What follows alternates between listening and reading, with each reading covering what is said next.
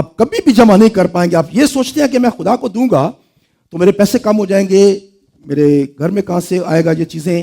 لیکن یاد رکھیں کہ مزدور اپنی تھیلی میں ایک سوراخ جو ہے وہ کر لیتا ہے جس سے پیسے جو ہے وہ جاتے رہتے ہیں اور کبھی بھی پورے نہیں ہوں گے. اس کے بعد 9ویں آیت میں لکھا ہے, تم نے بہت کی امید رکھی اور دیکھو تھوڑا ملا, اور جب تم اسے اپنے گھر میں لائے تو میں نے اسے اڑا دیا. کس نے اڑا دیا؟ خدا نے اسے اڑا دیا. ایسی کوئی چیز زندگی میں آئے گی کہ آپ کے پیسے جو ہیں وہ اڑ جائیں گے. کوئی فراڈ کر کے لے جائے گا, چوری ہو جائیں گے, دھوکہ ہو جائے گا, کچھ بھی ہو جائے گا. کوئی ایسا کام آپ پڑے گا کہ آپ کے پیسے جو ہیں وہ ادھر چلے جائیں گے اور آپ دیکھتے رہ جائیں گے کہ کیا ہوا ہے. تو آخری 3 نبی جو ہیں یہ خدا نے جو ہے یہ اسی لیے بھیجے تاکہ بنی اسرائیل قوم کو اس کے بارے میں جو ہے وہ بتا سکیں. اور ملاکی جو ہے وہ اپنے 3 باب میں وہ لکھتا ہے 8ویں آیت سے پڑھیں جی. کیا کوئی آدمی خدا کو ٹھگے گا؟ پر تم مجھ کو ٹھگتے ہو اور کہتے ہم نے کس بات میں تجھے ٹھگا؟ دے یکی اور ہدیہ میں.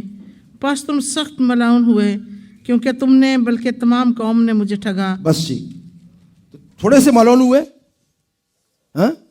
سخت ملعون ہوئے.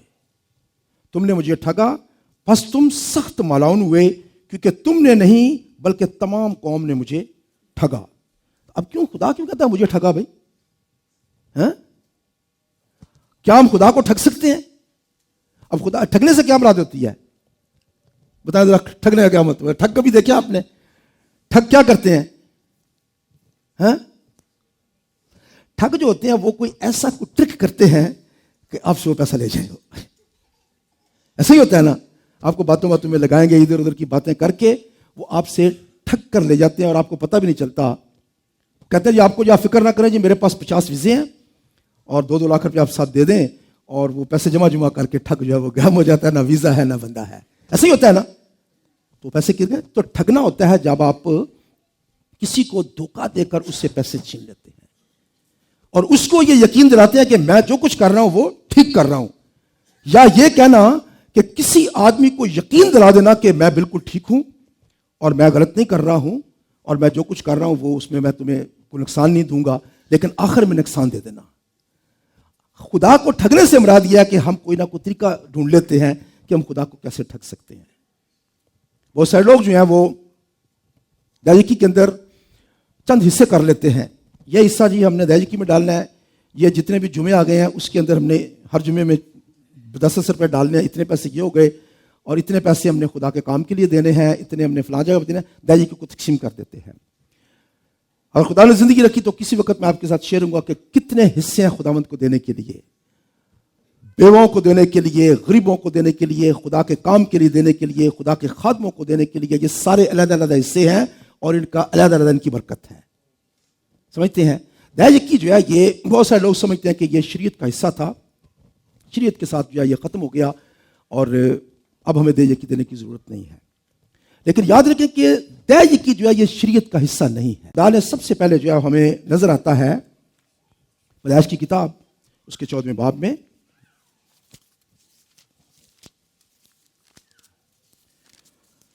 پیدائش کی کتاب اس کا 14واں باب اور اس کی پڑھیں جی 18ویں آیت سے پڑھیں جی.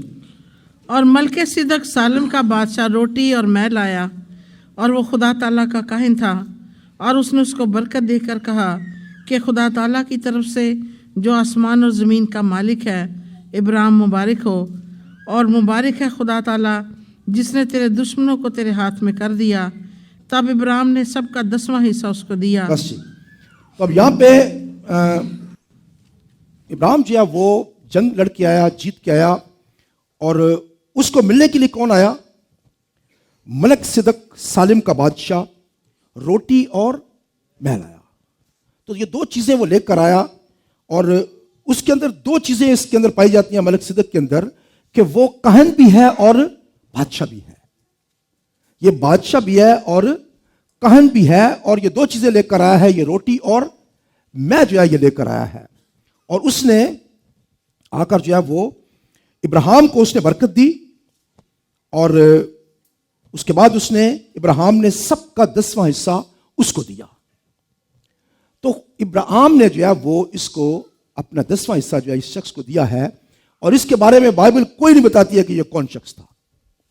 کوئی ہسٹری میں اس کے بارے میں نہیں پتہ چلتا کہ یہ شخص کون تھا اور یہ کہاں سے آیا، لیکن اتنا لکھا ہے کہ وہ سالم کا بادشاہ تھا اور اس کے ساتھ خدا تعالیٰ کا کاہن تھا. وہ کاہن کس کا تھا؟ موسٹ ہائی گاڈ جو ہے خدا تعالیٰ، اس کا وہ کاہن تھا. اب یہ کاہن جو ہے، یہ ہمیں کوئی پتہ نہیں چلتا کہ یہ کاہن کون تھا، اور اگر یہ بات یہیں تک رہ جاتی تو شاید یہ ختم ہو جاتی بات کہ خدا نے اس کو دیا، ابراہیم نے اس کو 10واں حصہ دیا تو بات ختم ہو گئی، اس کے بعد تو کوئی چیز نہیں ہے. لیکن جب ہم تھوڑا سا آگے جاتے ہیں تو زبور 110 میں لکھا ہے، زبور 110 اور اس کی پہلی آیت جی.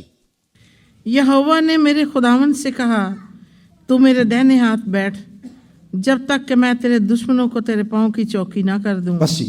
تو یہوہ نے کس سے کہا؟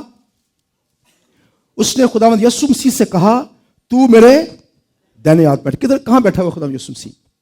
دہنے ہاتھ بیٹھا ہوا ہے نا. تو میرے دہنے ہاتھ بیٹھ جب تک میں تیرے دشمنوں کو تیرے پاؤں کی چوکی نہ کر دوں. اور چوتھی آیت پڑھیں جی. قسم کھائی ہے اور پھرے گا نہیں کہ تو ملک صدق کے طور پر اب تک کاہن ہے. بس جی. اب اچانک جو ہے وہ داؤد جو ہے وہ خدا کے پاک روح کی ہدایت سے، خدا کے پاک روح کی گائیڈنس میں وہ یہ الفاظ لکھتا ہے، اور اس کو کوئی پتہ نہیں کہ وہ کس کے لیے لکھ رہا ہے. کہتا ہے کہ خداوند نے قسم کھائی ہے اور پھرے گا نہیں کہ تو ملک صدق کے طور پر اب تک کاہن ہے. یاد رکھیں کہ اگلی دفعہ ہم سیکھیں گے ہم قسم کے بارے میں کہ قسم جو ہے وہ کیا چیز ہے. اور قسم جو ہے آپ کو بائنڈ کر دیتی ہے کہ ہم اس کام کو کرنے کے لیے ہم کریں گے، یا جو کچھ ہے یہ بالکل سچا ہے. اسی طریقے سے ہم بعض اوقات خدا کی قسم کھاتے ہیں. آپ کو مطلب قسم کا کیا مطلب ہے؟ کہ خدا اس بات کا گواہ ہے کہ میں جو کچھ کہہ رہا ہوں وہ ٹھیک کہہ رہا ہوں، یا خدا گواہ ہے کہ جو کچھ میں نے وعدہ کیا ہے وہ میں کروں گا. ہم انجانے میں قسم کھا جاتے ہیں. خدا کی قسم کھا کر میں کہتا ہوں کہ ایسا ہے، اور اگر وہ جھوٹ ہے تو یاد رکھیں کہ وہ ایک بڑا لعنت کا سبب ہے. جھوٹی قسم جو ہے یہ بہت بڑی پرابلم ہے. تو خدا جو ہے وہ بھی جب وہ کسی بات کو پکا کرتا ہے اور اس کو کبھی لا تبدیل کرتا ہے تو یاد رکھیں کہ خدا قسم کھاتا ہے. ہم نیکسٹ ٹائم دیکھیں گے ہم کہ خدا جو ہے وہ کس طرح سے پوری بائبل کے اندر اس نے کہا کہ مجھے اپنی حیات کی قسم. خدا اگر اپنی قسم کھاتا ہے تو اس کو کون تبدیل کرے گا؟ خدا اپنے کہی ہوئی بات کو کبھی بھی تبدیل نہیں کر سکتا ہے، اور ہمیشہ قسم اپنے سے بڑے کی کھائی جاتی ہے. لیکن خدا سے بڑا کون ہے؟ تو کس کی قسم کھائے گا؟ وہ اپنی قسم کھاتا ہے وہ. تو خدا نے میرے ساتھ دیکھیں عبرانیوں کا خط، عبرانیوں کا خط اس کا 6واں باب اور اس کی پڑھیں جی 13ویں آیت. چنانچہ جب خدا نے ابراہیم سے وعدہ کرتے وقت قسم کھانے کے واسطے کسی کو اپنے سے بڑا نہ پایا تو اپنی ہی قسم کھا کر فرمایا کہ یقیناً میں تجھے برکتوں پر برکتیں بخشوں گا اور تیری اولاد کو بہت بڑھاؤں گا. اور اس طرح صبر کر کے اس نے وعدہ کی ہوئی چیز کو حاصل کیا. آدمی تو اپنے سے بڑے کی قسم کھایا کرتے ہیں اور ان کے ہر قضیہ کا آخری ثبوت قسم سے ہوتا ہے. اس لیے جب خدا نے چاہا کہ وعدہ کے وارثوں پر اور بھی صاف طور سے ظاہر کرے کہ میرا ارادہ بدل نہیں سکتا تو قسم کو درمیان میں لایا. بس جی. تو کیا خدا تبدیل کر سکتا ہے اس بات کو؟ قسم کھانے کے بعد تبدیل کر سکتا ہے وہ؟ خدا نے قسم کھائی ہے کہ تو ملک صدق کے طور پر اب تک کاہن ہے. تو مسیح خداوند جو ہے وہ اب تک کاہن ہے، اس کے لیے اس نے وعدہ کیا ہے. اب اس کے بعد جا کر عبرانیوں کا مصنف جو ہے وہ اس بات کو واپس جو ہے وہ دہراتا ہے. اور میرے ساتھ دیکھیں عبرانیوں کے نام، عبرانیوں کا خط اور اس کی پڑھیں جی 5واں باب اور اس کی 4تھی آیت پڑھیں گے جی. اور کوئی شخص اپنے آپ یہ عزت اختیار نہیں کرتا جب تک ہارون کی طرح خدا کی طرف سے بلایا نہ جائے. اسی طرح مسیح نے بھی سردار کاہن ہونے کی بزرگی اپنے تئیں نہیں دی، بلکہ اسی نے دی جس نے اس سے کہا تھا کہ تو میرا بیٹا ہے، آج تو مجھ سے پیدا ہوا. चुनाचा वो दूसरे मकाम पर भी कहता है कि तुम मलकिसिदक के तौर पर अब तक काहिन है। बस अब खुदावंद यीशु मसीह जो है वो अब तक रहने वाला काहिन है, और वो कहानत उसको अपने आप उसने नहीं ली। किसने उसको दी है? उसको खुदा बाप ने उसको एक काहिन के तौर पर मुकर्रर किया है, ताकि वो पूरी दुनिया के लिए जो है वो शिफायत कर सके, तमाम मसीहों के लिए शिफायत कर सके। और उसके बाद ये इब्रानियों का खत उसका 7वां बाब और इसकी पढ़े 11 से। इब्रानियों 7 बाब और इसकी 11। बस अगर बनी लावी की कहानत से कामलियत हासिल होती, क्योंकि उसी की मतहती में उम्मत को शरीयत मिली थी, तो फिर क्या हाजत थी कि दूसरा काहिन मलकिसिदक के तौर का पैदा हो और हारून के तरीका का ना गिना जाए। और जब कहानत बदल गई तो शरीयत का भी बदलना ज़रूर है, क्योंकि जिसकी बाबत ये बातें कही जाती हैं वो दूसरे कबीला में शामिल है जिसमें से किसी ने कुर्बानगाह की खिदमत नहीं की। चुनाचे ज़ाहिर है कि हमारा खुदावन यहूदा में से पैदा हुआ, और इस फिरका के हक़ में मूसा ने कहानत का कुछ जिक्र नहीं किया। और जब मलकिसिदक की मानद एक और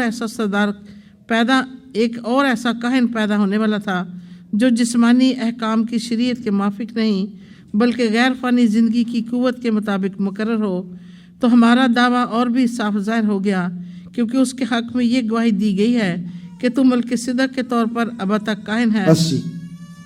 तो याद रखें कि खुदावंद यीशु मसीह जो है उसको स्पेशल रूहानी तौर पर वो काहिन बनाया गया है। जिस्मानी तौर पर कौन थे काहिन?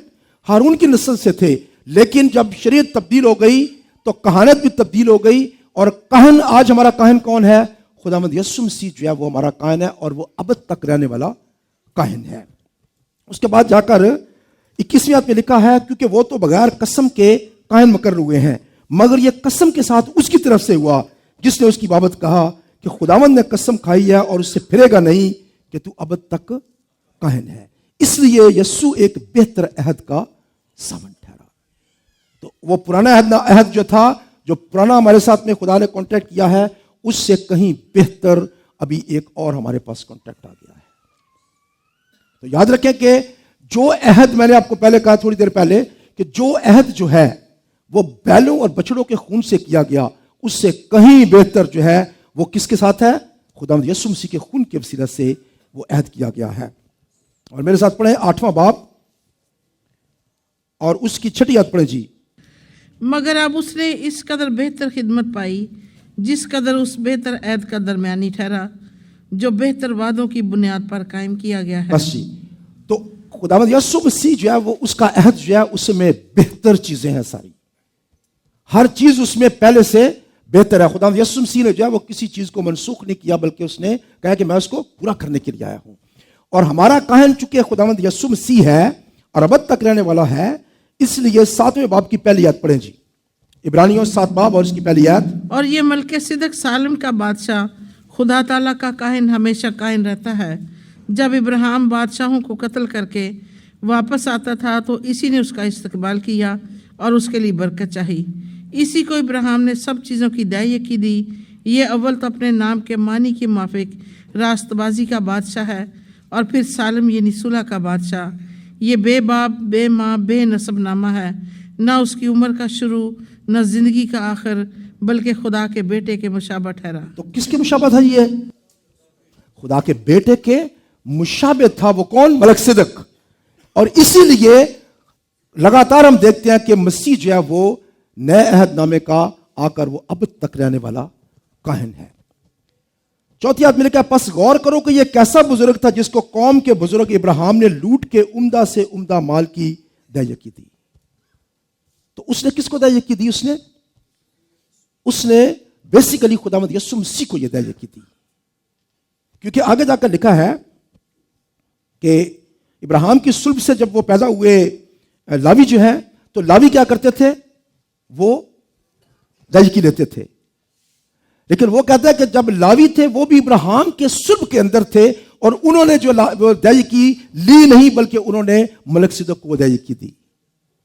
तो आज हम दायकी किसको देते हैं? हम किसी पास्टर को, किसी खादम को। मैं यहां की बात नहीं कर रहा हूं, जहां जहां भी ये प्रोग्राम सुना जा रहा है, देखा जा रहा है, या टेलीविजन पे या इंटरनेट पे या डीवीडीज के जरिए, सबके लिए ये एक जैसा है कि आप ये मत समझे कि हम इस चर्च की बात कर रहे हैं कि दायकी की बात है, بلکہ یہ ایک خدا کے کلام کا ایک مستند یہ طریقہ کار ہے جو خدا نے مقرر کیا ہے کہ ہم خدا کے گھر میں اپنی دہ یکی دیں. اور یہ دہ یکی آپ کس کو دیتے ہیں؟ مسیح کو آپ دیتے ہیں، کیونکہ وہ ہمارا کاہن ہے، وہ ریسیو کرتا ہے آپ سے. جب آپ دہ یکی لے کر آتے ہیں تو یہ ریسیو کرنے والا جو ہے یہ خداوند یسوع مسیح ہے، اور اس کے بدلہ میں وہ آپ کو برکت دیتا ہے. اس لیے یہ مت سوچے کہ میں دیا میں نے یہ کہاں پہ خرچ ہوگی، کیسے ہوگی. آپ نے مسیح خداوند کو دیا ہے. اب دوسری بڑی بات ہے کہ اب ہم ایک اور پرابلم ہمارے سامنے ہے کہ ہم اپنی دہ یکی کس کو دیں؟ کس کو دینی چاہیے ہمیں؟ کون سا شخص ہے جو دہ یکی دے سکتا ہے، کیا کر سکتا ہے؟ ٹھیک ہے مسیح خداوند نے کہا ہے، لیکن نیا عہد نامہ جو ہے آ کر اس نے اس کو بہتر کر دیا ہے. اس بات کو ایک اور اچھے طریقے سے اس نے کر دیا ہے. اور دوسرا کرنتھیوں اس کا 9واں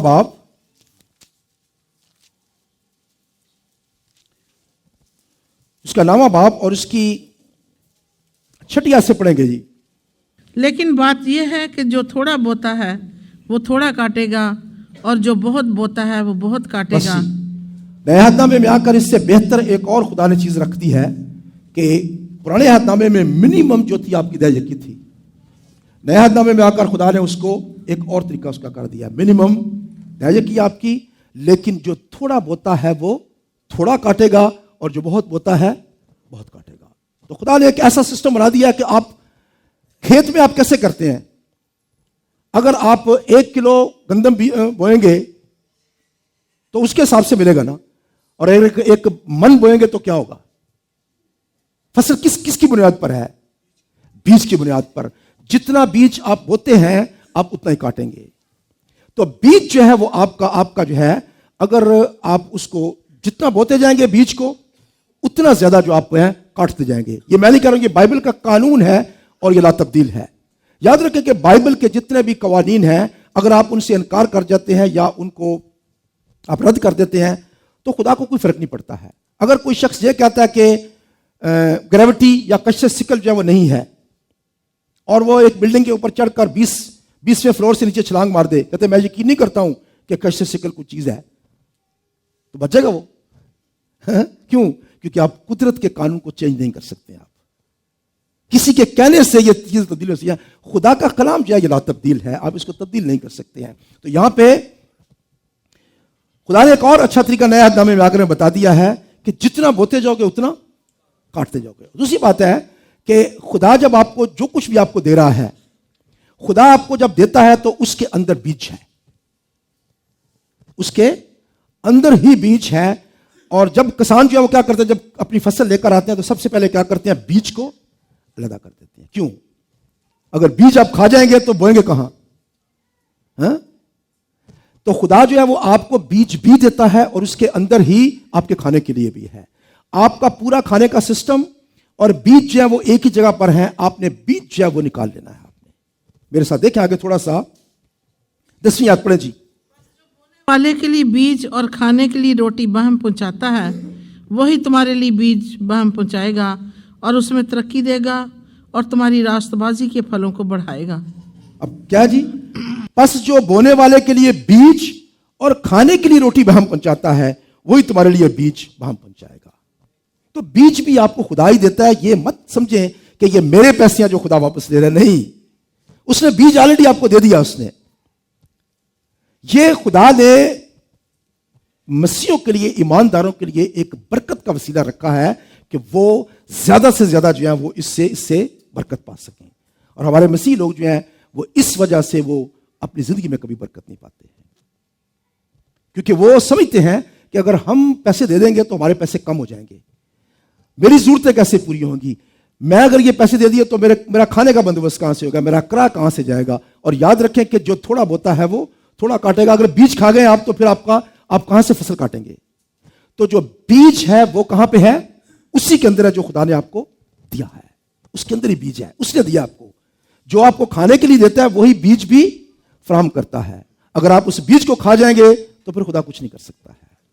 تو خدا نے دینے کے لیے نئے عہد نامے میں آ کر ہم اس سے بہتر اس نے ہمارے لیے رکھا ہے کہ اگر آپ پرانے عہد نامے میں صرف دہ یکی دیتے تھے، لیکن آپ نئے عہد نامے میں کیا کر سکتے ہیں؟ اس سے زیادہ دیں گے تو خدا کیا کرے گا؟